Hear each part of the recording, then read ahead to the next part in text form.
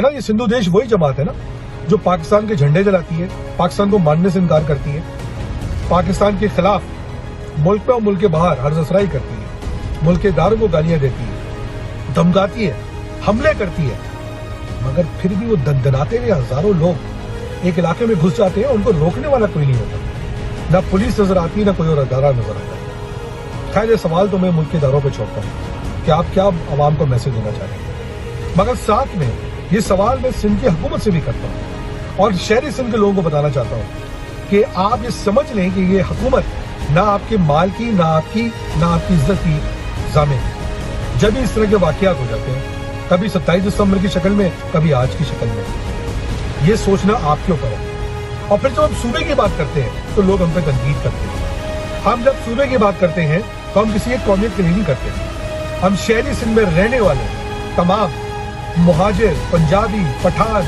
सराइकी, हिंदू, कश्मीरी, बलोची और इवन सिंधियों की भी बात करते हैं ताकि इनसे जान छूट जाए। इसीलिए कहते हैं इंशाल्लाह सूबा तो बनेगा और बनना चाहिए। पाकिस्तान जिंदाबाद।